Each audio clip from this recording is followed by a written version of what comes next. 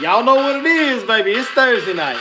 That means it's Top Baits for Lake Fork Bass Fishing coming at you live from the Your Lake Fork Guide, Big Bass Dojo, also known as my garage. Hope y'all having a great night. I'm having a good night. Get some brown in your cup. Hold it up. Let's drink them down. Cheers, y'all.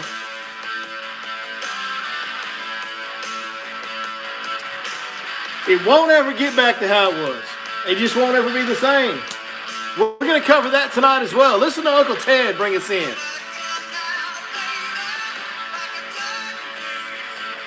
Y'all know what it is.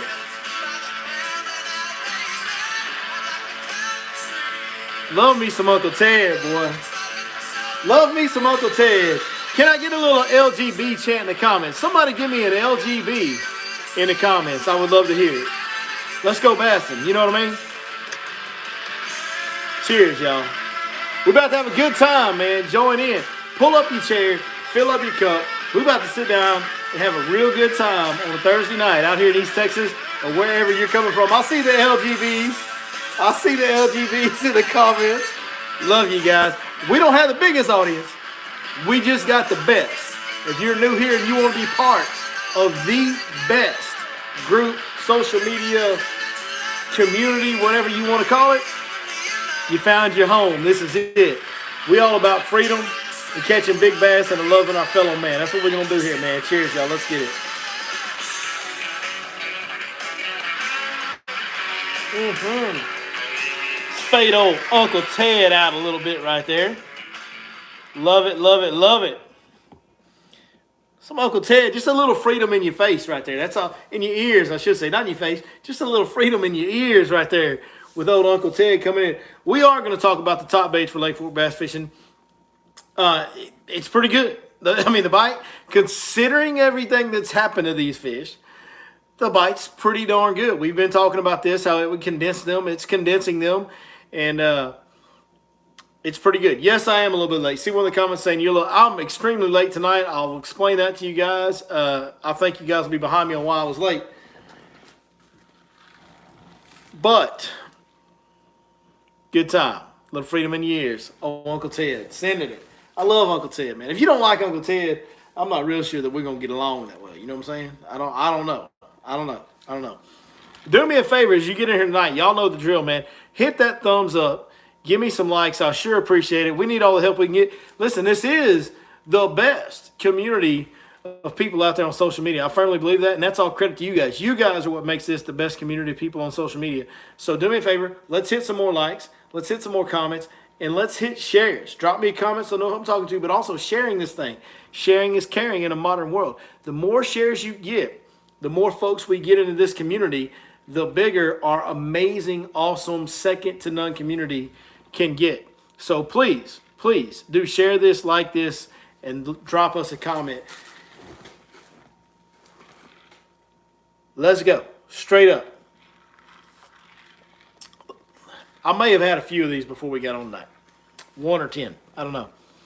Let's say some hellos and how you doing to the early risers in the chat room tonight. We got Steve Chastain in the house, Casey Miller, Big John's here, Randy Malloy with a little LGB, John Hodson, Lightning Muskie, Gordon Ewell, Chance Lopez, John Dendy, Bustin' Outdoors, Michael Bray, JD, Eagles 20 John Hodson, John Sherrod, Fishing with JC. We got a lot of J's in the house tonight. JD, OMG Texas 420, Dusty Smith, Dusty Newton. Got a couple Dusty. And Lake Fork Guide, Cody Mays. That's my dude right there, old Mays in the house.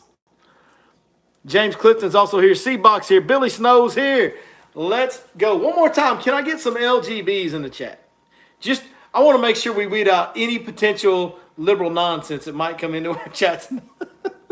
I literally, straight up, right off the bat, say, you know what? 50% of the country, I don't want you to follow my channel.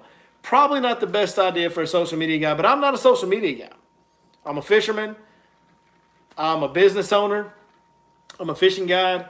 And I make this content trying to help you guys catch more and bigger fish. That's what we always do. But also, I make this content because I enjoy making it. I enjoy hanging out with you guys, just like we're doing right now.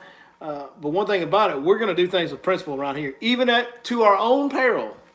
I've always been this guy. And one thing there's a lot of things that I can hang my head down about. A lot of things that have happened in my life, a lot of things that I've brought on myself in my life, a lot of things that I've done in my life that I can hang my head down in shame if I look back on it.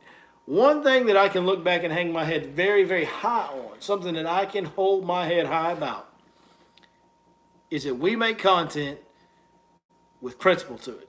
We're going to stand up for what we believe in. It's not always going to be right, but we will stand up for our beliefs. We will speak our mind. You will have free speech opportunities here. Liberals are actually welcome here. We're just not going to agree with you very much considering the way the Liberal Party has gone in the recent world history. But we stand up for principle here. So if I believe something's messed up, I'm going to call it out. Even if that means that I get demonetized, even if that means that I don't get as many views, even if that means that I isolate 50% of the country to where they're not going to be my viewer base because they don't think the same as me. I don't care.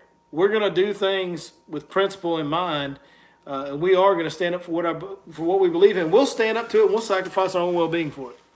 No doubt about it.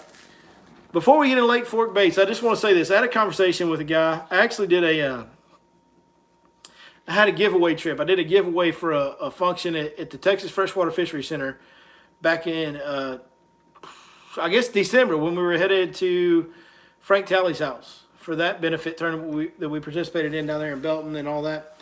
Right before we left, we did an event at the Texas Freshwater Fishery Center for veterans in Athens, Texas. And I gave away 3 trips there. Well, the first one of those trips I actually just took yesterday. Took that trip yesterday. Great time. Great guy, Mr. Raymond. Had a great time with him. He brought his friend out, Steve Terry, and we had a fun day. Steve caught a good amount of fish. Raymond is never even bass fished. He's not a bass fisherman. Doesn't own any bass fishing gear. He learned a lot. We'll just say that. He didn't catch them, but his buddy Steve caught some good ones. Had a great time with those guys, but the best part about that trip was Raymond's, everybody that was in those giveaway drawings at that Athens deal was veterans. And so, of course, Raymond was a veteran. Mr. Raymond was a veteran, old school veteran, old school Air Force guys, done a lot of good, big, important things through the United States Air Force. And got to take him out, and me and him got to talk, and we were talking, and we just came to a point in the conversation. And I just said, listen, man, where the country is now, here's where I am. Here's where I am. I don't care any longer what the government says. I don't care what the government does. I don't care what the laws say. I don't care about any of that. I'm not going to hurt or deter anybody else or their property or their opportunities. But what I'm going to do is I'm going to live free. Me and mine, we're going to live free. As long as there's breath in me, we're going to be free here. The free America exists as long as I'm alive. If you need to find it, you don't have it, just come to Billy's house. This part of this country will be free as long as I'm alive, because I'll fight for it till they kill me for it. And I mean that. I mean that with the bottom of my heart. Like, I'm not going to stand for tyranny. I'm not going to make me get a vaccine. If I want to get it, I'll get it. I'm not saying who's right or wrong on the vaccine or anything else. I'm not talking about that. If I choose to do something with my body, I'll do it. If I choose to wear a mask, I'll do it. If your business chooses to make me wear a mask, then I can choose to go there or not go there.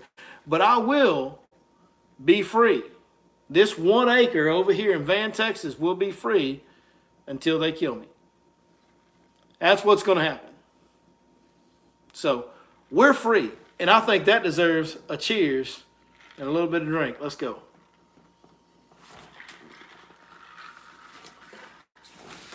One more thing before we get into best baits for Lake Fork this weekend. Fun and Sun show starts tomorrow. We will be there tomorrow. We will be there.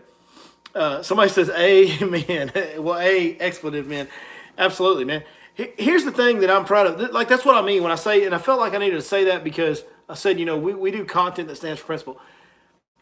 I know guys that do content.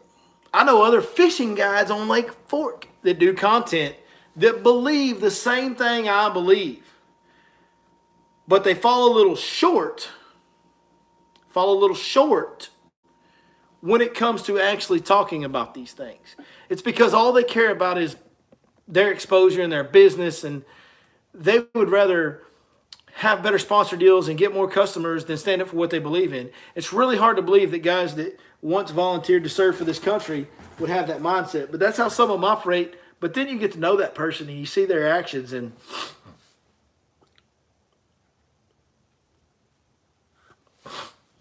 I just kicked the hell out of a sneeze right there. I'll whoop that sneeze's butt. You get to know that person and see their actions, and then it doesn't surprise you.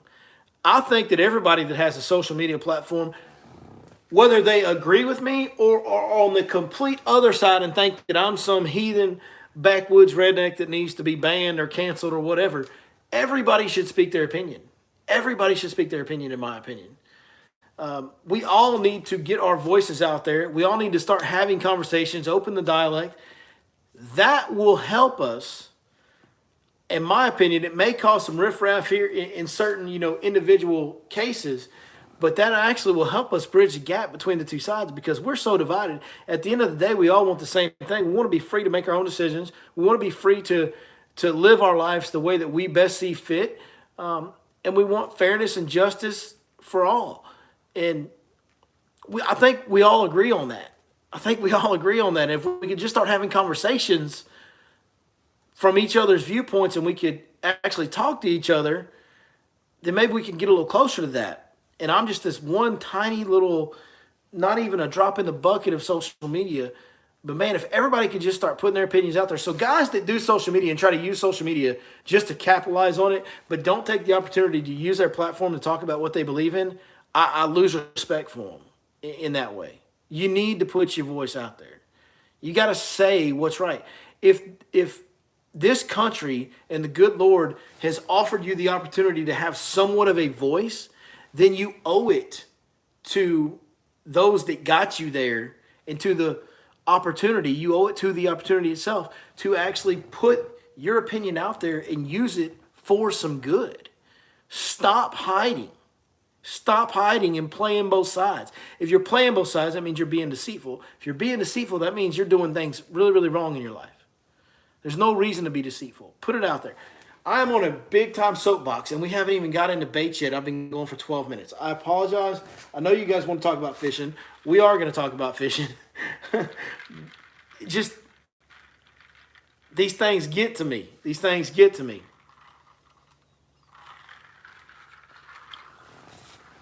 All right.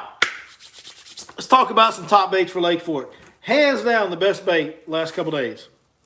It's been a jig. It's jig season on Lake Fork, folks. I'm going to show you guys the jig that's been catching some for us. Y'all know there ain't no rock in Lake Fork, right? Like y'all are aware there's no rock in Lake Fork. This jig was new a week ago.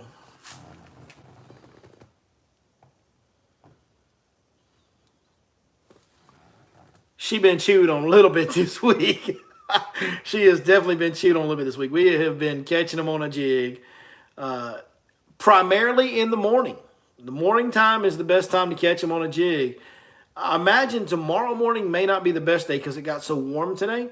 But with it cooling back off tomorrow again, Saturday, Sunday morning, the jig will be the player. And it'll get some bites tomorrow too. I think it's just that time of year. It's time to throw the jig in a creek bend. Like it's that time of year. I think that bite's going to be there, especially with the water being low at Lake Fork.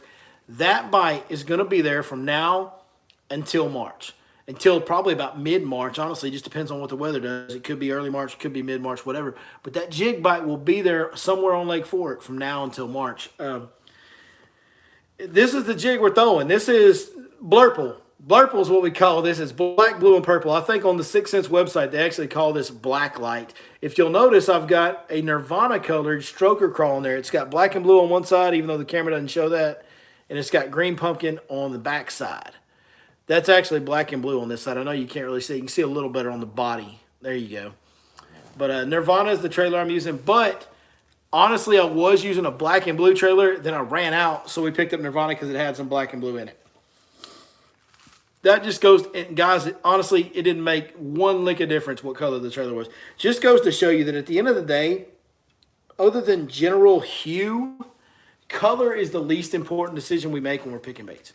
Like, you don't want to throw a white one when you need to be throwing a black one. You know what I mean? Like, or you don't want to be throwing a white one when you need to be throwing, or you don't want to be throwing like a really hard color like black and blue if you need to throw a translucent color when you're fishing a weightless fluke in clear water. Like, you just got to get the general hue right. That's all you got to do. If you get the general hue right, the color really doesn't matter. Yes, sometimes there's a color that'll get you more bites, but you're not going to get no bites because you threw a little bit of the wrong color. Just get the hue right, you'll be fine. Half-ounce jig, that's what we've been throwing. Don't worry about downsizing your jig because it's wintertime. Don't worry about going super light with a jig. When that jig is coming through those trees and roots, when it hits those roots, when it pops off and falls real fast, that fast fall is actually what gets you your bites. Most of our bites come when our jig hangs up on a root and we continue to lift till it pops, and it starts, as soon as it pops, we drop our rod tip and it goes pop and falls, and when it falls, they go boom, they hit it.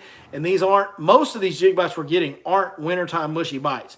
They are make the line jump, make the guides in your rod rattle, knock slack in your line bites. I mean, they're awesome jig bites, and we're getting those bites anywhere from creek channels that have 10 foot in the bottom all the way to creek channels that have 20 foot in the bottom, depending on time of day and all that. So lots of good creek channel fishing. Creek channels are going to be the deal most of the year on Lake Fork with it being low. I don't think the lake's going to fill up by spawn. To fill up a lake that is 6 foot low is not a realistic thought. The last time the lake was 6 foot low, it took years to fill up before it ever filled up. So I don't think we're going to fill the lake up by spring. I think we're looking at least a couple years where the lake is somewhat below full pull, if we're being realistic. Now, if we get good rain this year, hold some of it over the summer, get good rain next year, then yeah, by next summer, maybe we're back at full pull. But to think that we're going to hit full pull anytime in 2022 with the lake being 6 foot low, in my opinion, is completely unrealistic. All right, let's talk about jerkbaits, because jerkbaits have been good too. Now, yesterday we didn't get to throw the jerkbaits because Mr. Raymond was very inexperienced as a bass fisherman, as we talked about, and the wind got up. What I've been doing, my daily routine's been go throw a jig in the morning, go throw a jerkbait in the afternoon when the sun gets on a sunny day. On a sunny day. The problem was the wind got up, and the areas that I wanted to throw the jerkbait in, the wind was blowing right into them, the areas I've been fishing, and we just didn't have anywhere. I'm on the main lake with the jerkbait, so we didn't have anywhere to get out of the wind and throw a jerkbait, so we couldn't do that. We did it for a little while, tried it, didn't work out. Went back to the jig bite and got bit again on the jig bite once we went back to the jig bite, even though the jig bite in the afternoon has been a lot slower. But I want to show you guys a jerkbait color. I'm throwing the 6 cents. Primarily, I'm throwing the new 6 cents DD, the 106 DD, the Deep Diver 6 cents Provoke jerkbait. But this is a color I want to show you guys. This color has so much going on for it. And this is a color I've never had before, and I honestly wouldn't have it now if I didn't go to film some stuff with 6 cents and they brought this to me and gave it to me. The color's called Vendetta. Purple back, a goldish chromish side, like a little gold hue, but like a chrome flash side, and an orange belly. There's so many things going on there that are East Texas traditional hammer colors. The purple's always good, but that gold and orange mixed in with that chrome flash, that is one of the best jerkbait colors I've ever seen for our water in East Texas. 106 DD jerkbait in the Vendetta color. That's a bad, bad dude right there. The other one that I'm throwing, if I have the opportunity to fish with one guy and he's a good fisherman, he's an experienced angler, then we are using the slow sink jerkbaits. The slow sink jerkbaits are also very good. The problem with slow sink jerkbaits is you got to have a guy that has great bait awareness and knows when baits are getting too low in the water column. He has a good sense of where his bait is in the water column. So I'm careful about who I throw this with. Otherwise, we just stay hung up the whole time. This color is called Ghost Bone Minnow. Very good color right here. Slow sink, 6 cents Provoke, 106 slow sink. But the DD and the slow sink have been the deal. I'm not throwing the regular 106X very much. We've cold trended a little bit. Now, one other bait that you can throw, like this afternoon would have been a great time to throw it. Tomorrow, actually, will be a good time to throw this because even though we're going to have a cooler night tonight and all that, water takes time. Water takes a significant amount of time to change temperatures. So there's going to be some shallow fish to be caught.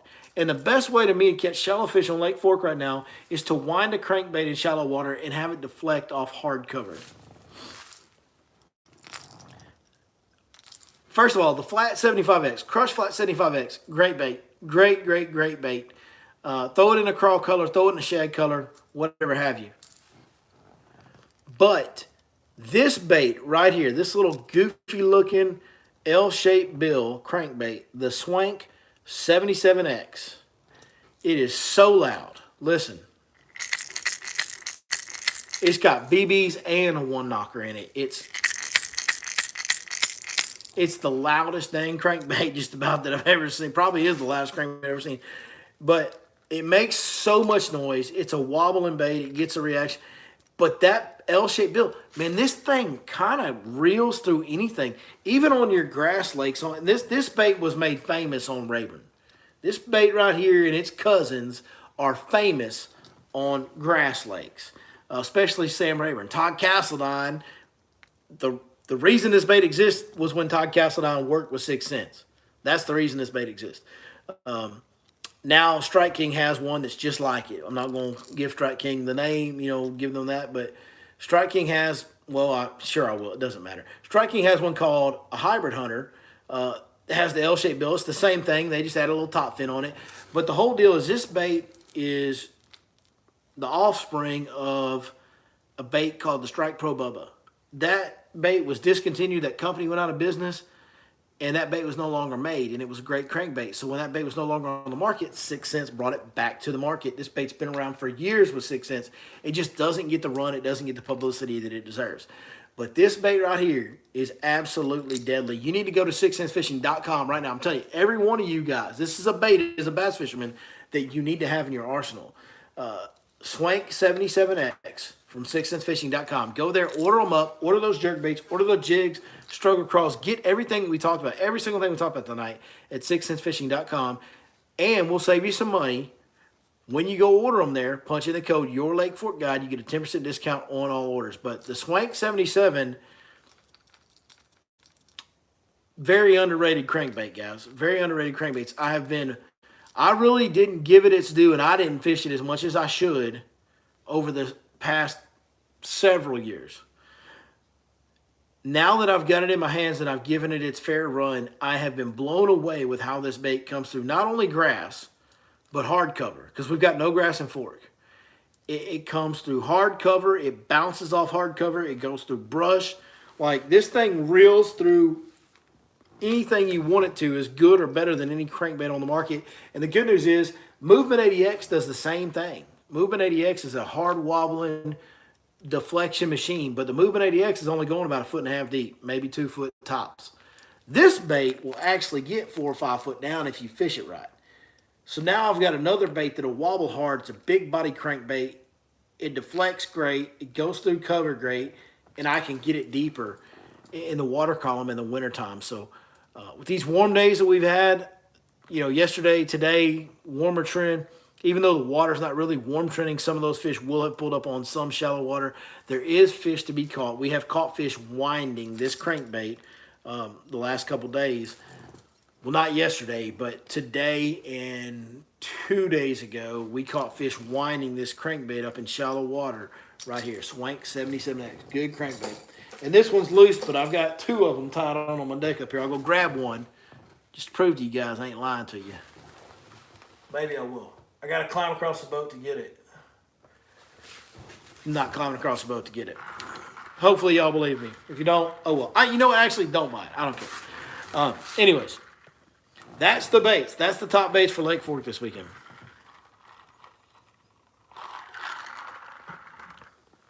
Isn't that a warmer water bait? I think people think the same thing about the Movement 80X. I've caught more fish on the Movement 80X in cold water than I ever have in warm water. Here's the thing about cold water, guys. You've got to go to an extreme. You can go extremely finesse and you can drop shot them. You can downsize, slow down, drop shot, wacky worm, da da da da, whatever. Or you go extremely reactive. That bait's coming through there. It's a big bait. It's a hard bait. It wobbles hard. It comes through. It hits a hard piece of cover and bounces way off, and it gets the reaction. It's a thing where that fish is sitting there going, I don't want to do nothing. I'm just sitting here. But what is this thing coming through my area? And the more aggressively that thing comes through its area, the more likely it is to lurch out and bite it.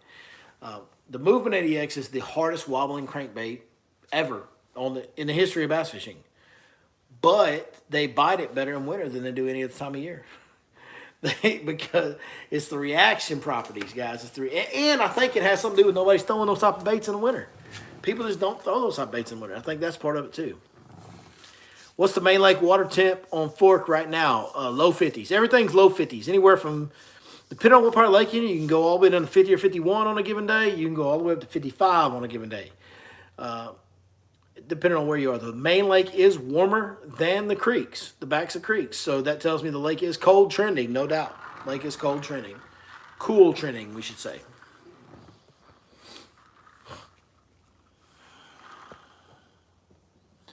I guess that ends the bait segment. We'll start answering the questions. Jank Juice. Jank Juice is a great color. My man John Hodson talking about my favorite flat 75X is Jank Juice. Yeah, Jank Juice is a great color 6 cents makes.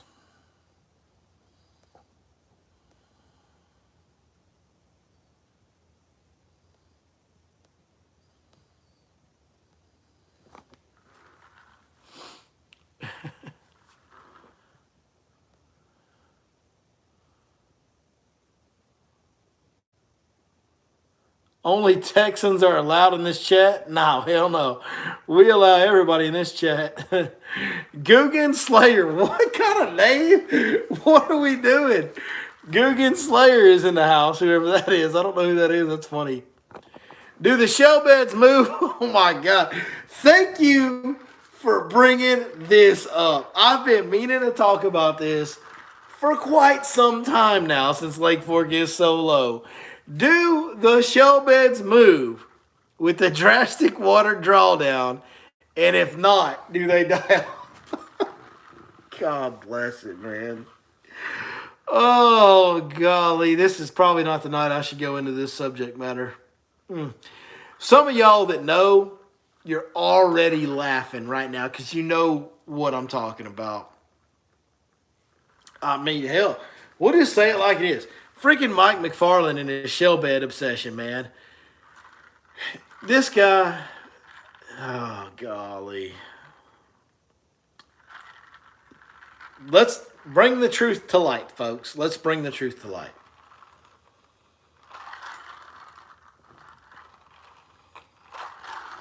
I think we're going to need a lipper to talk about this one.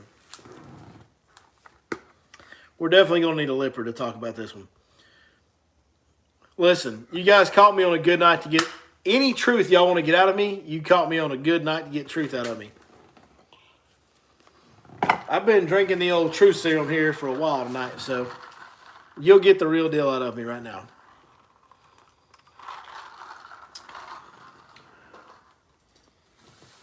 Here's the thing.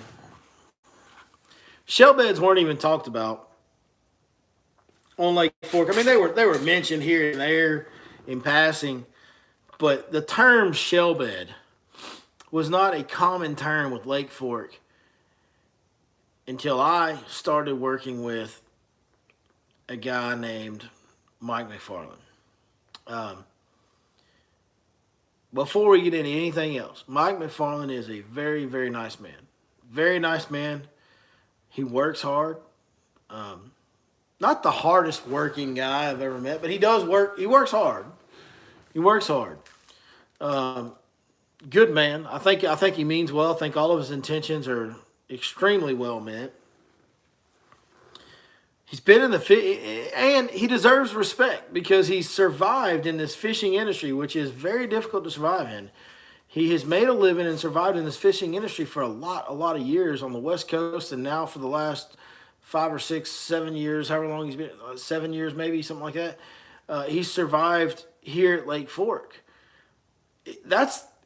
listen, if you can do that, you've earned your place. There's nobody on Lake Fork making their living solely from fishing that has faked their way into it. If you only make an income from Lake Fork or from fishing and you're surviving in the Lake Fork guide industry, you've earned your spot. You've earned your stripes. It's the hardest thing in the world. I mean, it's very difficult to make a living doing that. So props to Mike. He's not a bad fishing guide. I think he's a good man. But Mike is very excitable and he exaggerates things crazily. Like, sometimes to the point where I look at him and I'm like, are you okay? Like, do we need to take you to see somebody, dog? Like, dude gets out of his mind at times. I'm just going to tell you, that's the real deal. And he takes things off on these runs and these tangents. It's just like, and I used to do it, and I'm sitting there, and at the time, I'm working with the guy, and he's super nice to me. And I don't want to say anything to deter what he's saying because he is a nice guy. And I think he's a pretty good person, and he means well. But the stuff that Mike McFarland has talked about and taught on shell beds is just not true. I've said in the past, there's no oyster beds on Lake Fork. Like, there's no freshwater oyster beds out there in Lake Fork. It just doesn't exist. They drew that lake down very rapidly for the last 3 feet. If you don't believe me, or if Mike wants to argue with me, go point to the shells on the bank in the dry dirt right now. Go find them. Go point to the shell bed. Go point to the oyster reefs out there on Lake Fork. Go find them. The lake's 6 foot low.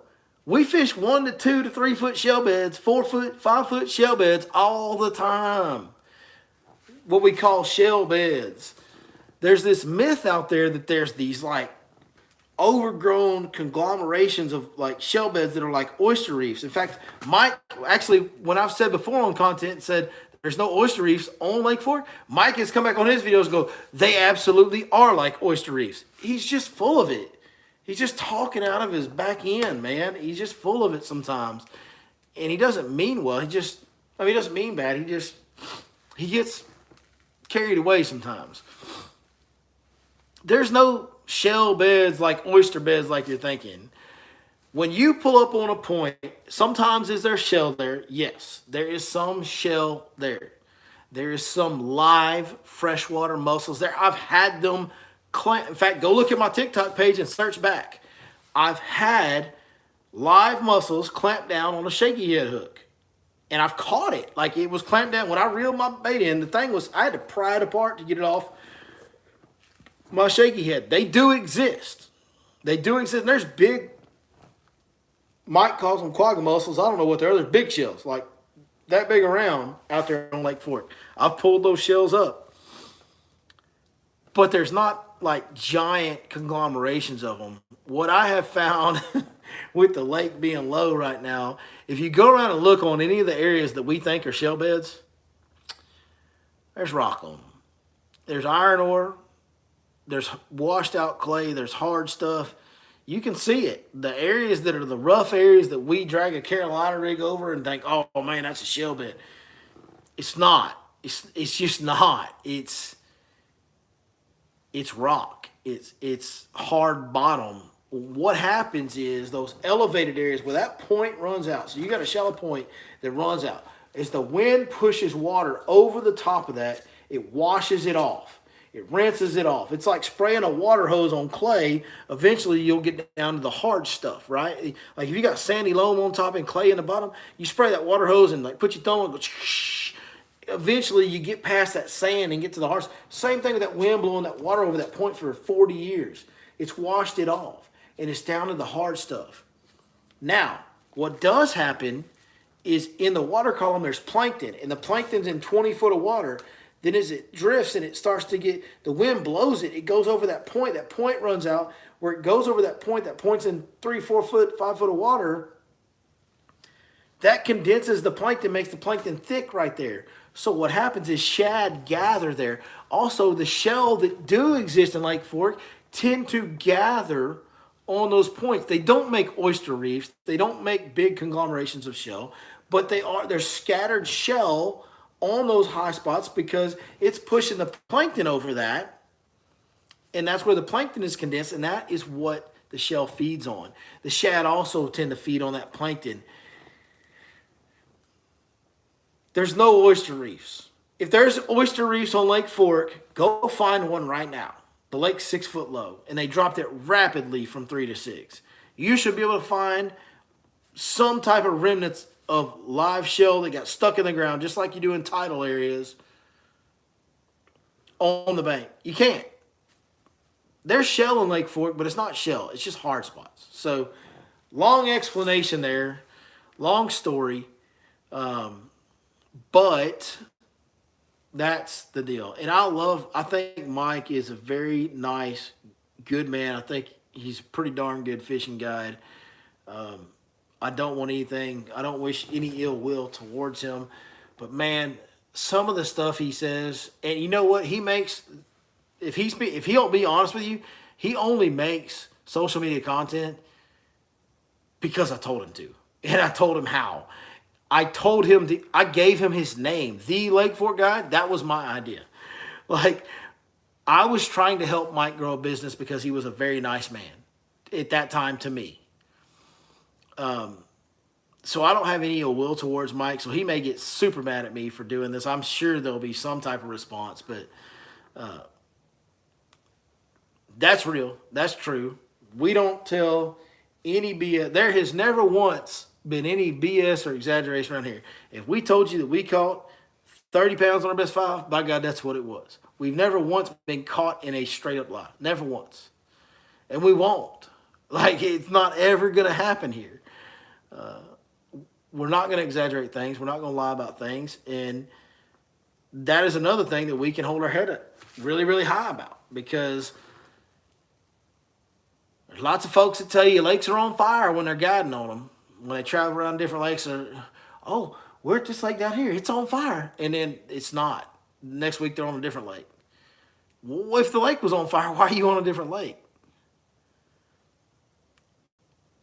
There's a lot of, in this business, in this industry, in the fishing industry, there's a whole lot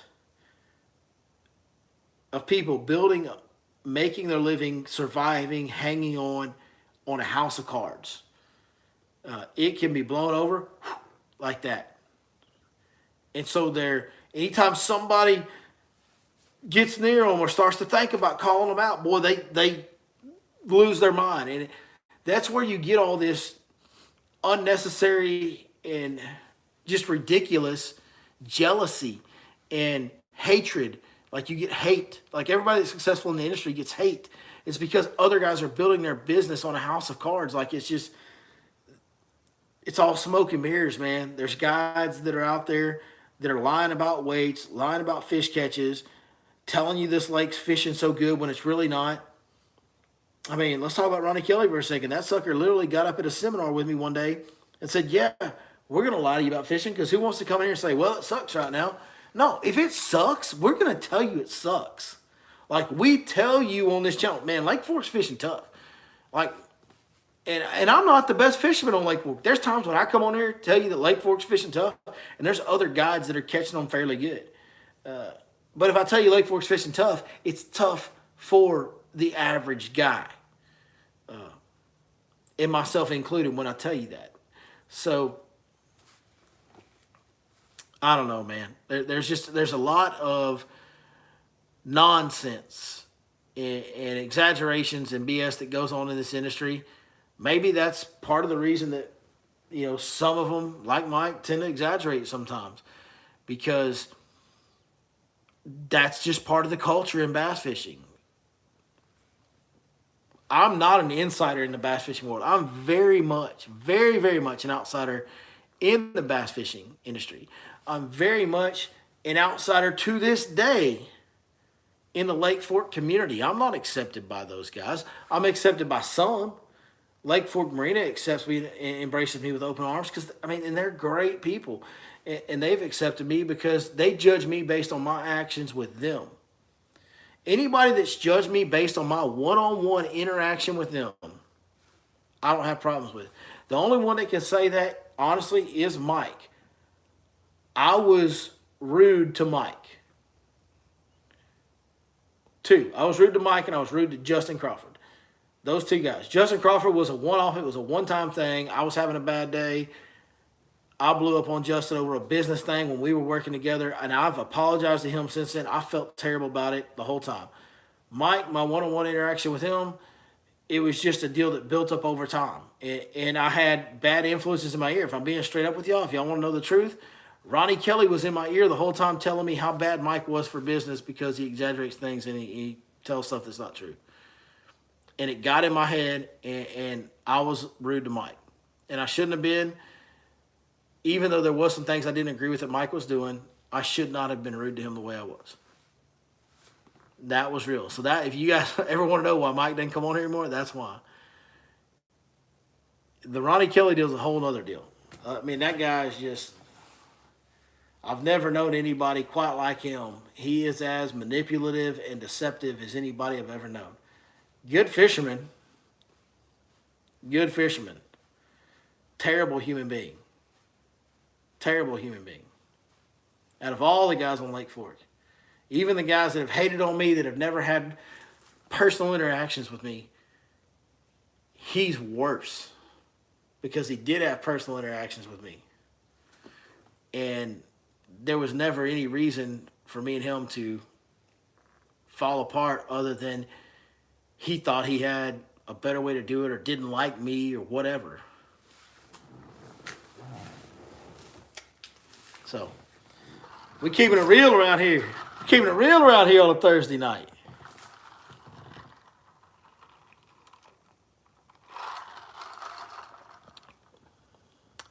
See, Bach, I saw you earlier say you opened up a can. Yeah, you opened up a can of worms, all right, about the shell beds.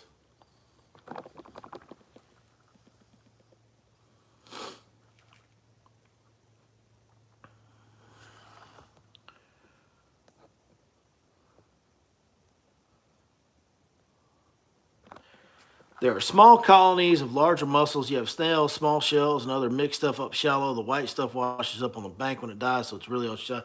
Yeah, that's true. That's true. There's small colonies, and I guess it would be called colonies, but yeah, there's little concentrations, like little areas where you'll have some big shells scattered on this point, a big shell scattered on that point. I mean, that's what happens. But the bass don't care, guys.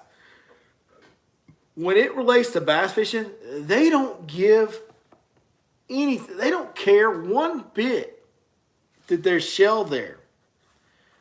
Bass like hard bottoms because there's less silt in the water. So if there's shell mixed in with rock and washed out clay that's hard as a rock, and you got that really hard, clean bottom, bass love that. That makes that water clean. Also, what happens is where those happen, that's where the plankton condenses. That's where the shad go to feed when the wind blows on it because the plankton condenses there. And so the bass show up to feed. It has nothing to do with shell. What we're doing as bass fishermen, when we're fishing shallow points, when we're looking for shell beds, summertime, all that stuff, we are actually chasing plankton. Plankton gathers, causes bait fish to gather, causes bass to gather. We're chasing plankton. That's what we're doing.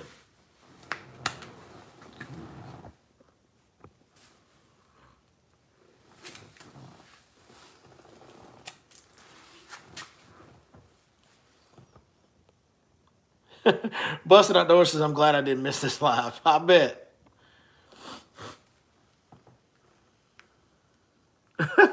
Bring some zebra mussels in and you'll have true shell beds. We don't need no zebra mussels. Some things are tough. Bait love hard wind-blown bottoms. You know why? Because wherever the wind blow, the hard bottom is where the winds washed it off. That means that's also where the plankton gathers. It's all about the plankton. This whole game that we play, it starts with plankton. It's such a big deal. Such a big deal most of the year. There's other things like right now, it's about deep water transitions. Like it's about the fish being able to go shallow to deep, deep to shallow without having to move horizontally. Being able to move vertically without having to move horizontally and be comfortable, that's a big deal to fish right now. That's why creek channel bends with standing timber on them are so good and why the jig is working. Because those creek bends, have that drop off. So that gives them a little bit of vertical, but that standing timber gives them the rest of the vertical to go all the way up as high as they want when the sun's really out.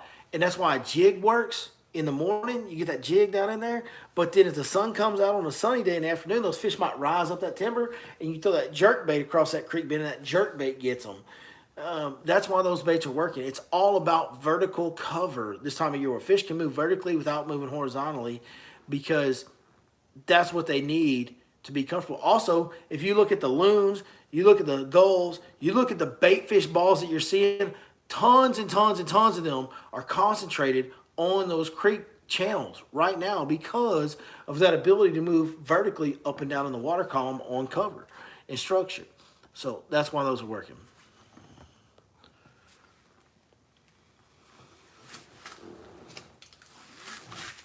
Is the hybrid jig good for cedar trees? I lose so many sandtone jigs on them.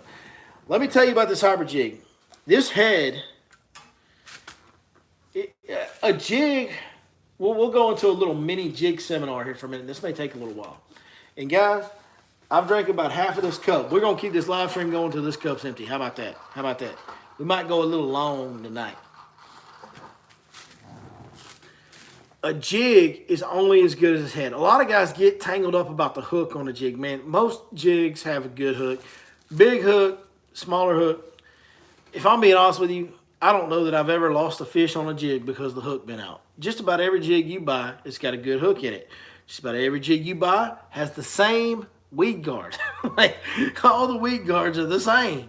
I mean, there's some that are a little different, but this weed guard is just a standard normal weed guard. It's fine. It's the Sandtone jig weed guard's fine.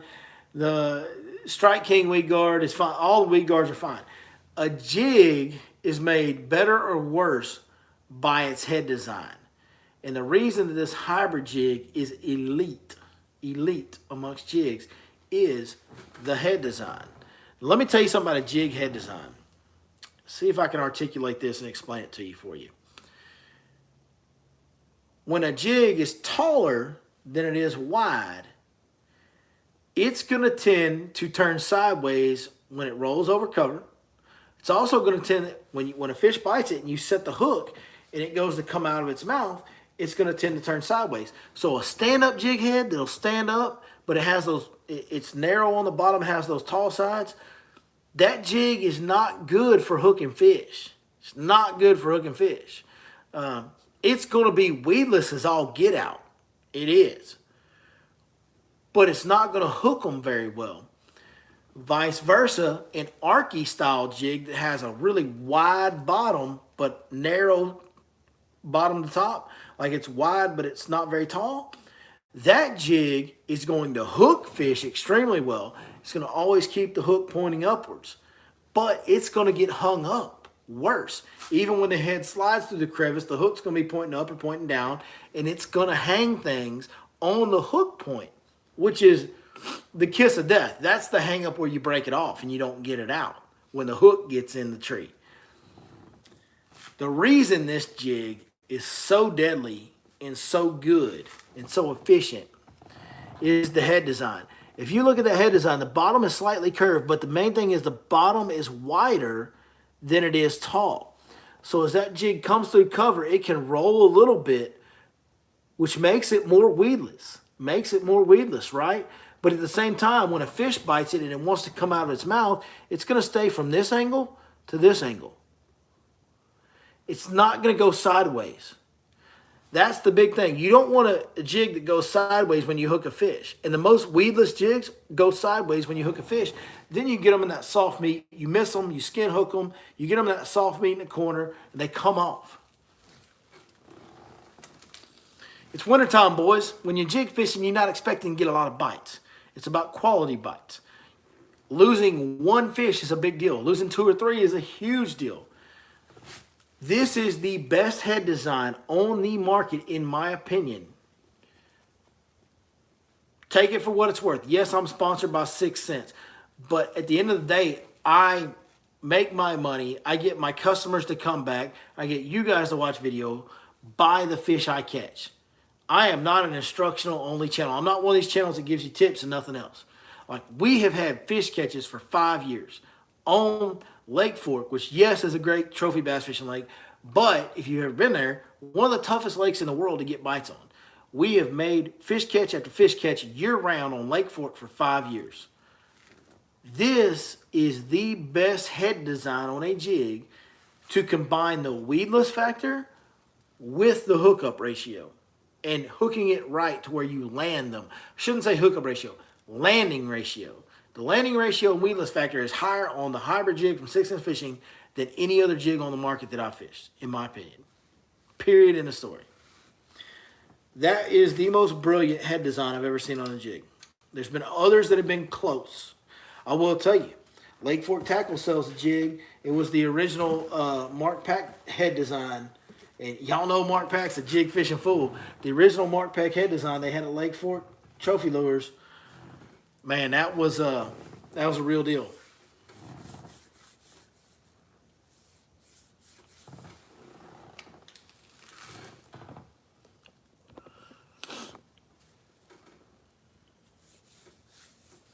There you go, Big John, who has by the way, Big John has a YouTube channel. Y'all go look up Big John, subscribe, go watch Big John stuff. He's an East Texas guy, another guy, does a lot of stuff out of a kayak. Big John's not sponsored by anybody. He said it is the best jig head, period. Nobody pays me squat. Do I ever modify the weed guard on that jig? The weed guard comes really close. There's time, I mean, every once in a while I'll trim it a little bit. I'll tell you on a weed guard, what I want is I want the weed guard to go to the barb. I want the weed guard to be even with the barb. So this is a jig we've been fishing. Now, I didn't trim this one at all. That one goes maybe about an 1/8 inch past the barb. So I could trim maybe an 1/8 of an inch off. And that's how the 6 Cents hybrid jig comes out of the package. You can trim about an 1/8 inch off, and that's fine. But the weed guard's pretty darn stiff and pretty darn good without trimming it. Without trimming it not one bit. So if anything, trim just a little bit, about an 1/8 inch off. You'll be even with the barb. That's where you want a weed guard on your jig. You want it to be, when you push it down, you want it to be right even with your barb.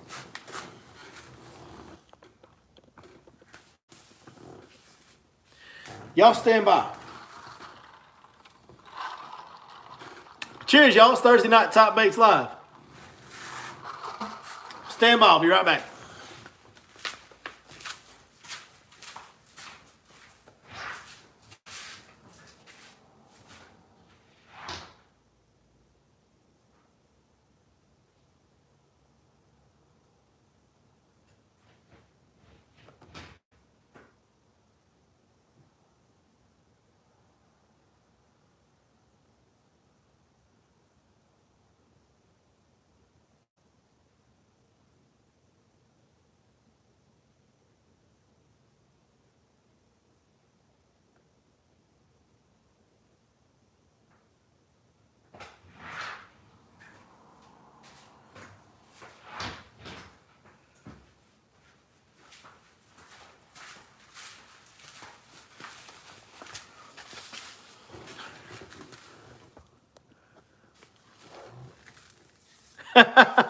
Quick, let's take the Skeeter for a joyride. That's funny.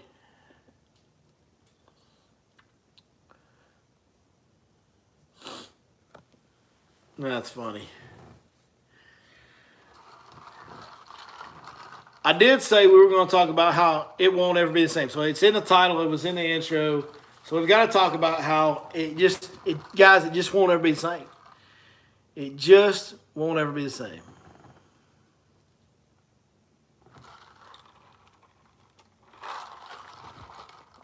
Spencer Smith says, we'll get to it. It won't be the same here in a minute. I've been distracted. Spencer Smith says, I know you're being respectful, but Mike had nothing good to say about you. I bet not. Doesn't surprise me. I listened to that drama for a full day trip. It was so bad I started bringing up your content just to amuse myself. Perfect. That's the best answer. That's the best thing. Listen, if you get in a boat with a guy that's talking bad about me, that's a guy on fork, just start watching my content while you're fishing with him. That's the best answer ever, right there. Or pull up the Fish Life app and like show him, be like, hey man, you think we ought to fish here? If you're subscribed to the Fish Life app, that's the maybe the best answer. Subscribe to the Fish Life app for Lake Fork package. But hey, dog, you think we ought to fish this spot right here? Oh, Billy Lawson, he said this is where it's happening. Yeah.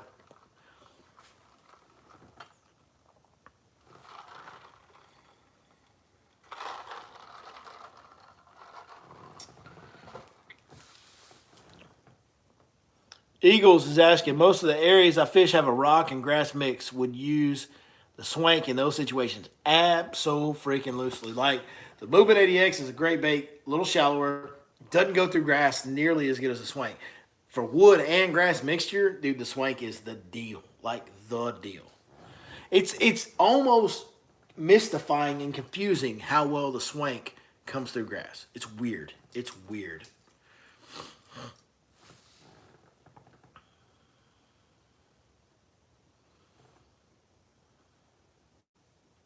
Blake Doty, what's up, big dog?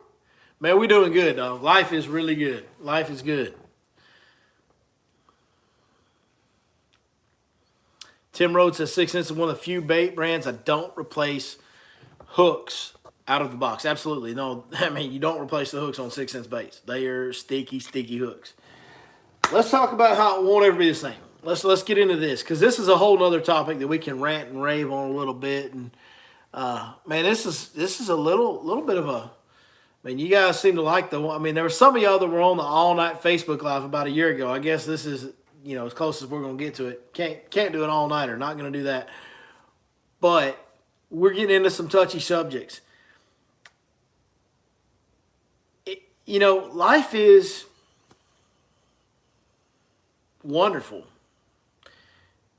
and terrible and tragic, and it's beautiful. Life is so complex. Fishing is life. What do I mean by that? Fishing is life for me. Has been for a long time, and I'm sure it has been for some of y'all. But I think that's one of the things that makes us all drawn to this sport is fishing is much like our life experiences. It won't ever be the same. GPS maps on our sonar changed it forever. Having topographical maps right there on your unit changed it forever. And the advancement of the quality of those topographical maps, the Navionics, the Lake Masters, the Lowrance Sea Maps, that has changed. It's not going to be the same. It'll never be the same. Downscan and side scan, sonar from the old black and white, from the flasher. Like, once these things happen, it's never going back, guys. Live scope's no different. Live sonar is no different. Live imaging. It's not ever going to be the same. Just like life. There's things that happen in your life. It's never going to be the same. Rewind 4 years ago. Let's see, 4 years ago. Almost 5 years ago. Come up on 5 years ago now. When I went full-time into the guiding business, I was fishing 6 days a week. Wife at home. All I had to do was work. All I had to do was catch the fish, film 1 day a week, take customers 5 days a week. That's all I was doing, man. The further I go into this, when I look back on that, that's the best fisherman I'm probably ever going to be. That guy that was fishing 6 days a week, that's the best fisherman I'm ever going to be. I'm never going to be that guy again. Never going to get back to that. The reality is my kids got older and I worked that hard to get to a point where I could do what I love for a living and be part of their life. But there's a sacrifice to that. It's just like fishing. Life sonar makes things easier, makes things better, but it takes away some things too. It does. There is a negative to live sonar. There's a negative to down inside imaging.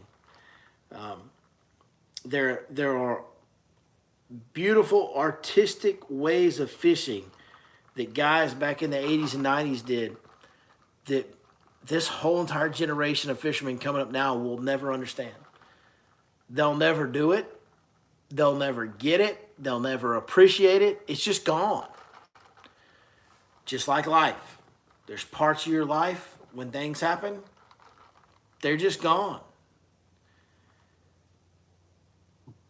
The only thing that we can do as human beings on this channel, or on this channel, on this planet, big Freudian slip there. The only thing that we can do as human beings on this planet is love today. We can love ourselves. I think that's important. It's important that you love yourself. We can love others. And we can love God.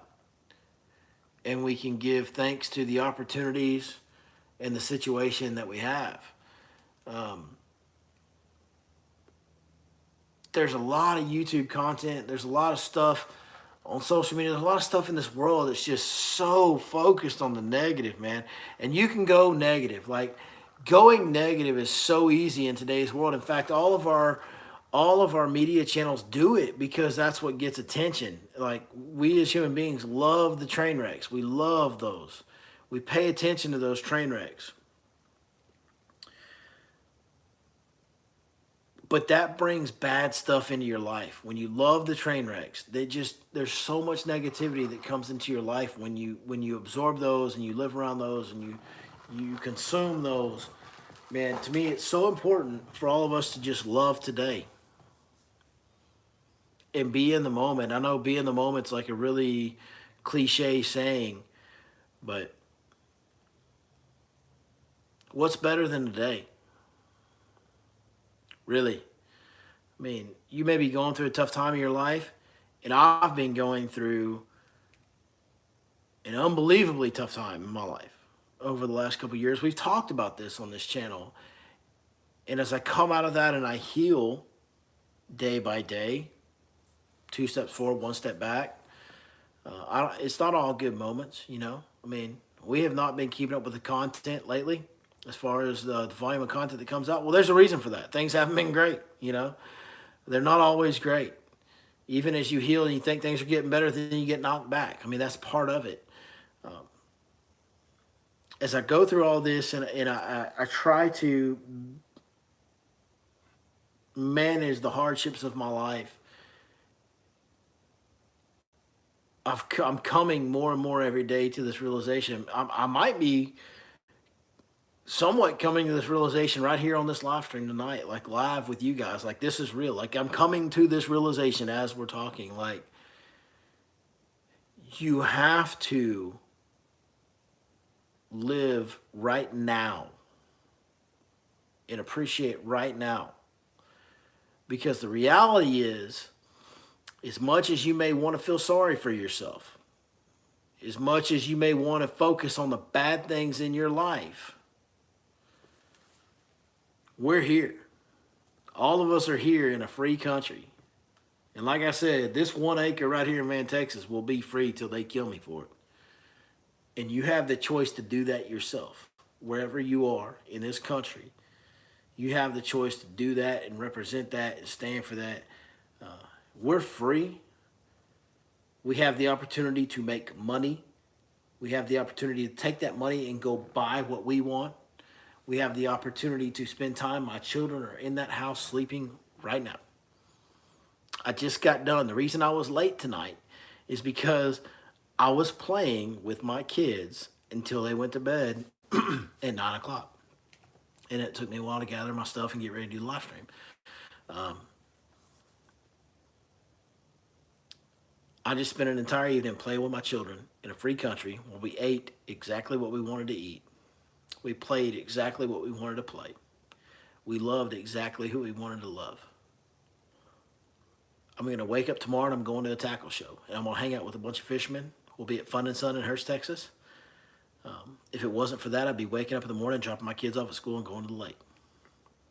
I've been at the lake all week. I've taken in sunsets and sunrises. I've caught fish. I've watched other people catch fish.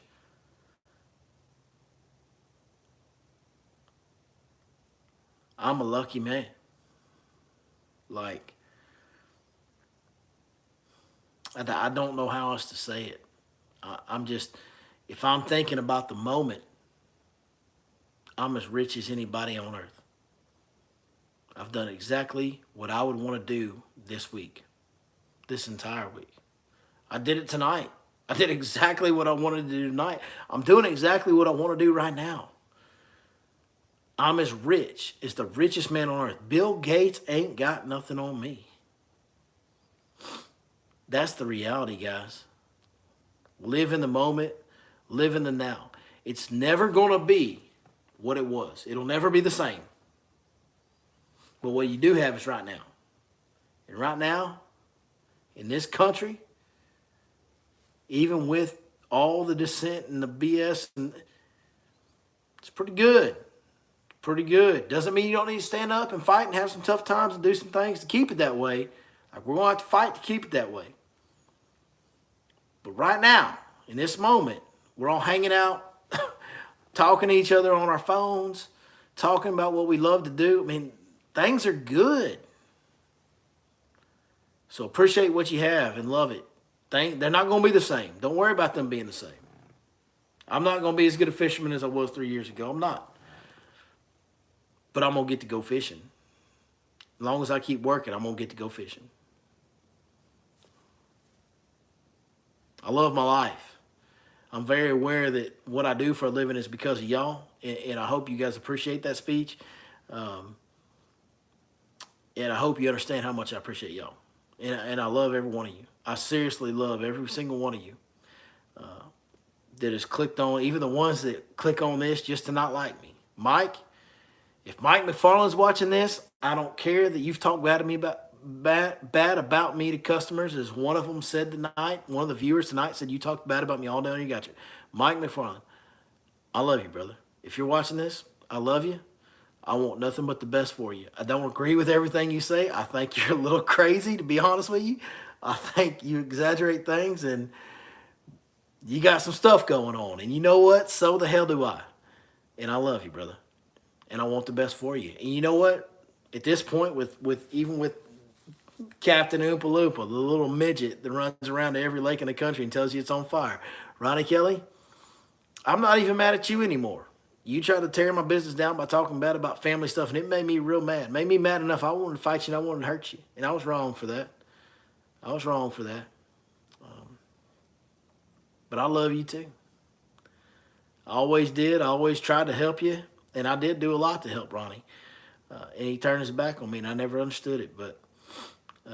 And tried to hurt me, and I never understood that.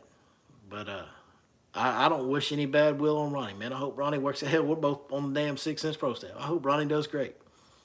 I hope he does. He's a good fisherman. He should do great. He's funny. He should do great. He should do big things. He should go on. If he would ever get the work ethic and go on and do it, he would be bigger than I ever was by 10 times.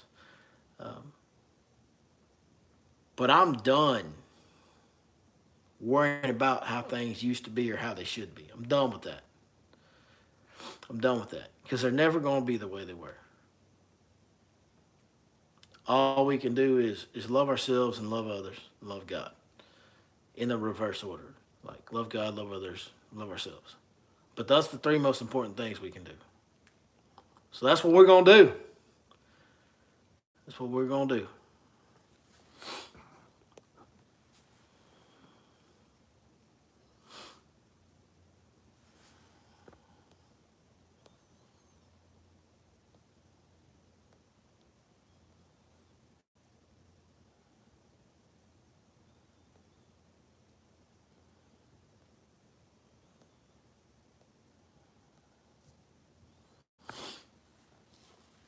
How big a boy are you? Well, I'm 72 inches or 6 foot tall, and I'm about 255, and I don't mind getting hit in the face. we talked earlier about things I can hold my head up about. You know, there's a lot of things I can hang my head up. Here's one thing I hold my head up about. I don't mind getting hit in the face. It doesn't bother me, not one bit. Not one damn bit. I'll take a punch to the mouth. That's okay. We can do that too.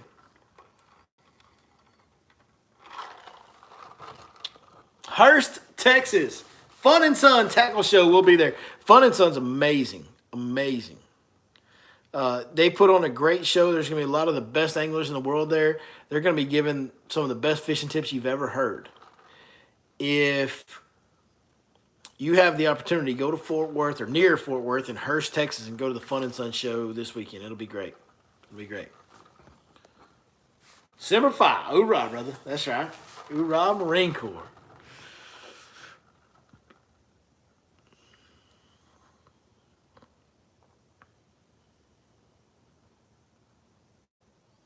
What time will I be there? I should be there by lunchtime. I'll be there. I'll be there by lunchtime, and I'll be there till closing time. I think I'm going up on the stage to do a seminar in the early afternoon. So tomorrow I'll be on the stage at Fun and Sun early afternoon and do a seminar.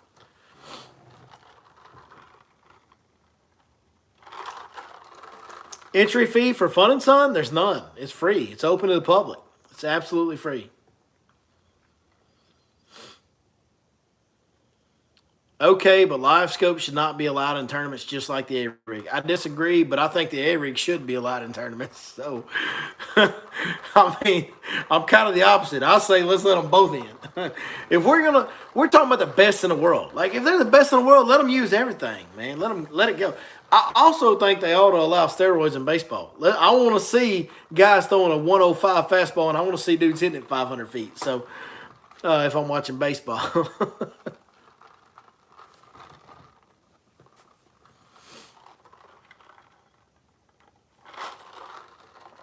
Spencer, don't feel bad about it. You just shared your experience, brother. You just shared your experience. I have a customer. I think maybe two different. Yeah, I've got two different customers. No, one. I got. Was it one? Well, for sure, I've got a customer. They can tell you one hell of a story about Mike acting a fool when we are literally spot locked offshore fishing and him running around us like crazy people acting crazy. But I shouldn't. I'm sorry. I should not have said that on social media. Because me and Mike discussed that situation, we talked about it, and we made up after that, and it was all good. It was all good. It wasn't a big deal. No, you just shared your experience, man. You shouldn't feel bad about talking about it.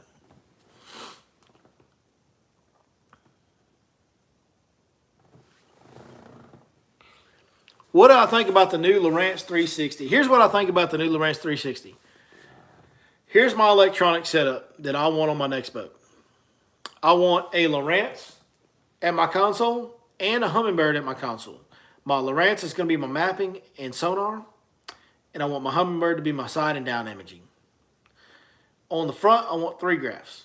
I want a Humminbird 360, not a Lowrance 360. And I want Lowrance for sonar and mapping, and I want Lowrance for active target, for live imaging. That is my ultimate dream electronic setup. It's what I'll have on my next boat. Now, a couple of years from now, if Lowrance does something to prove to me that they're better than Humminbird at imaging, fine. But I'm going to tell you right now, Lowrance has very good side imaging, and it's almost as good as Humminbird. It's not as good. Humminbird is the best side imaging, and Humminbird is the only 360, and I got to believe that Humminbird 360 is going to stay a little bit better because of the mega imaging. The fact all 360 is side imaging at a 360 view. The fact that Humminbird has a better side imaging picture, I got to believe that the Humminbird 360 is going to be a better picture than Lowrance's. Because all Lowrance is doing is the same thing Humminbird did. They're making a side imaging shot in a 360 degree with that circle transducer. The 360 is not that groundbreaking. The live sonar, that's groundbreaking new stuff. The 360 is not like, oh my God, amazing new technology. It's just side image 360 degrees around your boat. It's not that big a deal, guys. They're just changing the transducers, all they're doing. In the same way that you get a ping up and down on your side imaging or a ping to the side and back on your side imaging, you're just getting a ping in 360 degrees. It's not that big of a deal. But the imaging quality on Humminbird has been better on side than Lowrance for years. And I got to believe the 360 imaging on Humminbird's going to be better than it is on Lowrance. Until Lowrance proves me wrong, Humminbird's better.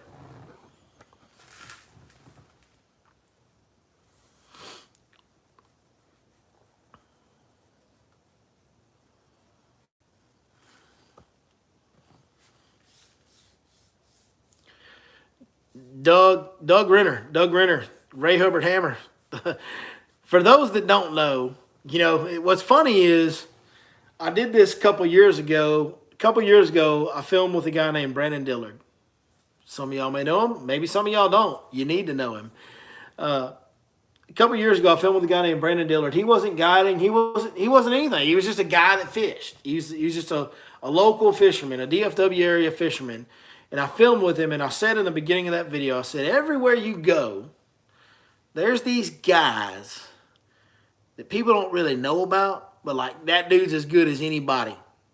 Like that dude with the right opportunities could be as good a fisherman as anybody.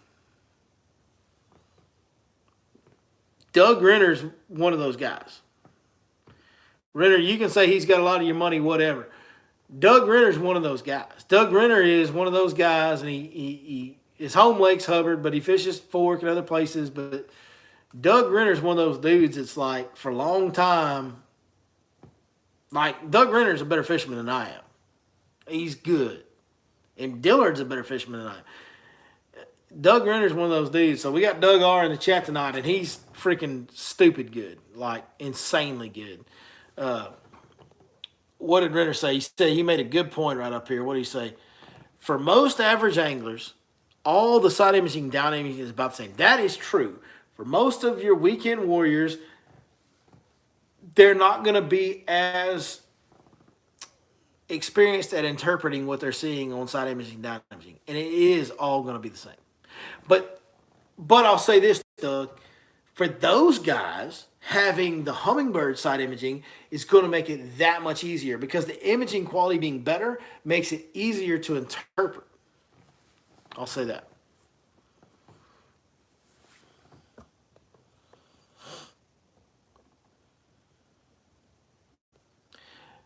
Dusty Smith says, Dillard's the Metro Mess Hammer. Dude, make no mistake, that guy's not the Metro Mess Hammer. That dude catches a bunch of fish wherever he goes. He just went to Ivy and caught like 50 a day. It was, I don't remember what it was, but I talked to him. I was on the phone with him on his way back from OH Ivy, and he caught like a stupid amount of fish every day, like way more than I caught when I was there. Brandon Dillard is just special. He's just special. I mean, the reality is there's guys in the sport that are better than others. Lee Livesey's one of them. Patrick Walters is one of them. On the highest levels, and then on the lower levels, like Dillard's just one of those guys. He just catches more fish than all of us, like he just does. Renner's not necessarily, I don't know Renner that well, but I don't think Renner's that guy that catches a lot more fish than everybody. But Renner seems to be, to me, one of those guys that just catches bigger fish more consistently than all of us.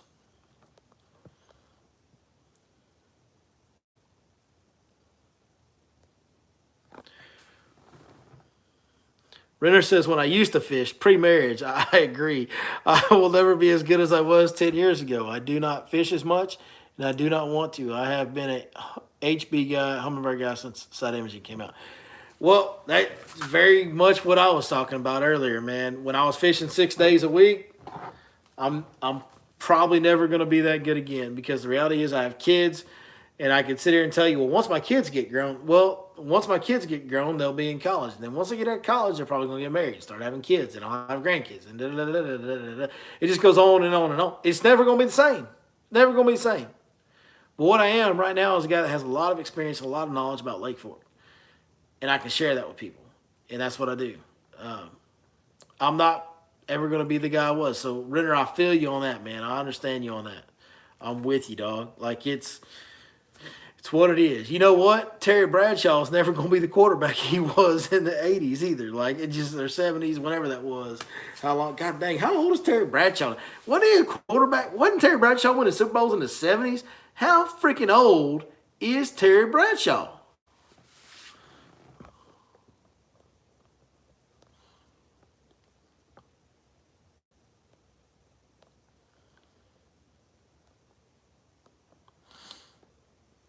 And his old partner, Clay Shipe. Clay Shipe, yeah. Clay Shipe, which is Brandon Dillard, they used to fish tournaments together over on Grapevine, Louisville, and all that. Man, Clay Shipe.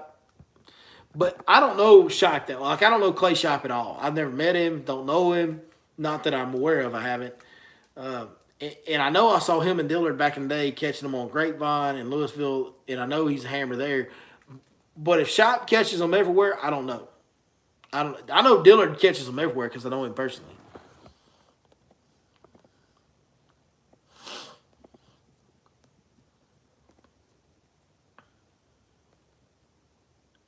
Hodson, later, buddy. Appreciate you.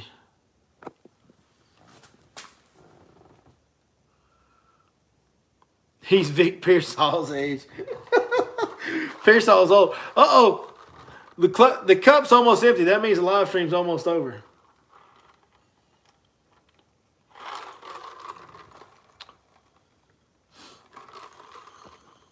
Hell, we'll just go ahead and wrap it up. The cup's basically empty. You like Dillard's boat, that Express? Man, a lot of guys with that Express these days. I'll tell you what, I like that floor in it. I definitely like the floor in that Express boat. Renner says he's headed to Fork next week. Hey, message me, Renner. Let's link up, dog. I'll be around. Let's link up. Let's link up and let's go. I know you like that jig fishing. I've been on some jig fish, Renner. Holler at me. Maybe we can get together in a boat. We can go drag a jig somewhere, dude. You know we're talking about dragging it in the roots. You know what I'm saying, Renner. Let's go do that next week, dog.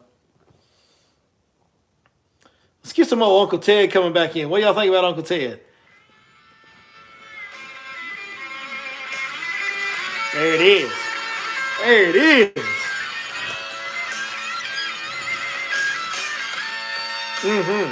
Hey, man, it's been Thursday night, Top Baits Live for Lake Fork Bass Fishing. It's never going to be the way it was. Just live today. Love today, live today, and love today, man. Cheers to each and every one of you guys. Thank you so much for helping me live my dream. Come see me at Hurst, Texas at Fun and Sun Boats for the tackle show tomorrow. We'll be there tomorrow. Man, it's been a good one tonight. It's been a good one. Been a special one. Appreciate you guys. We'll see you next time. Cheers, y'all. Right here. Y'all know where. On your Lake Fork Guide.